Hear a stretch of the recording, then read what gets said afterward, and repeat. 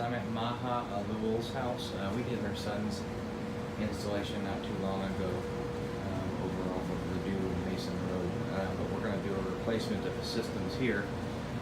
So I got a couple problems going on. The A coil is overcondensating and leaking into the furnace. So we're going to replace the air conditioner and the furnace. It's obviously a 90% efficient system. We're going to go back with most probably a 97% efficient system.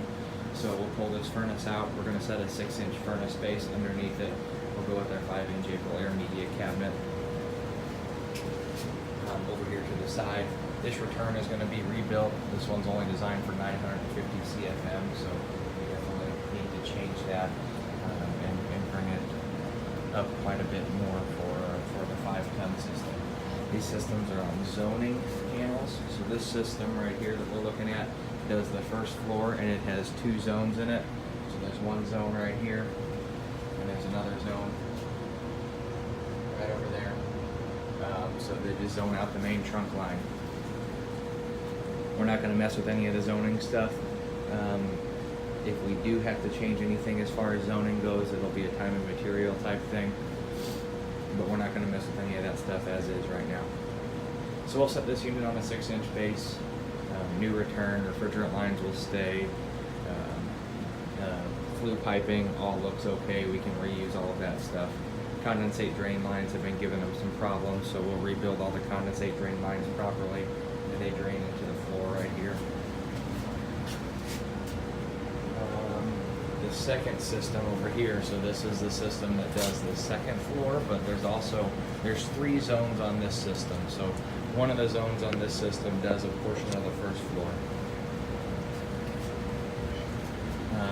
Same thing on this one, we're going to have to rebuild the return drop. This return drop and the supply are both just panned off in the ceiling, which I know isn't code anymore, but there's not really a way we can change any of this stuff without ripping out a bunch of basement ceiling. So we're just going to tie on to the existing in the ceiling for the supply plenum, and then for the return, we're just going to widen this one up a little bit and bring it down into our new April air media cabinet. Same thing, we'll do a 6-inch base on this system. All the flue pipe we can reuse, intake and exhaust. And same with the refrigerant lines. Condensate drain lines on this one, they run down into the system, and then there's a condensate pump, and that condensate pump pumps the refrigerant up this hose, and then it comes right back down over here and goes into the floor drain. So we'll tidy all that stuff up whenever we have the furnaces and the returns out. We'll do new humidifiers on both of these. So they are bypass humidifiers mounted on the return side. We'll just go back with the same stuff, unless she wants to bump up to a steam humidifier, and then we'll mount it in the ductwork somewhere.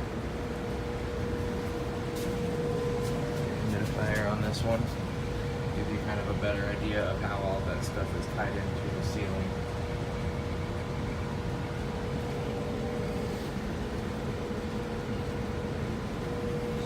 That should be pretty much everything down here. Gas lines all look good. We can reuse all of that. And electrical all looks good. So my next video will be at the breaker panel on the other side of the house, and then we'll go outside and take a look at the ACs. So here's my breaker panel. It's over in the other room, and we have 2 double 60 amp breakers for the ACs. They're both clearly marked east and west. My outdoor condensers, I'm not quite sure which one's which, but we'll pull these units up. We'll set leveling pads underneath each one of them. New disconnect box, new electrical whip, and then the refrigerant lines should be okay. We'll just re-insulate the suction line on both of them. Actually, suction lines look pretty good too. So that should all be good. We'll have to take this gate off. It looks like there's just a couple of hex screws on either side, so we'll pull that gate off so we can get everything pushed in there. That should be it.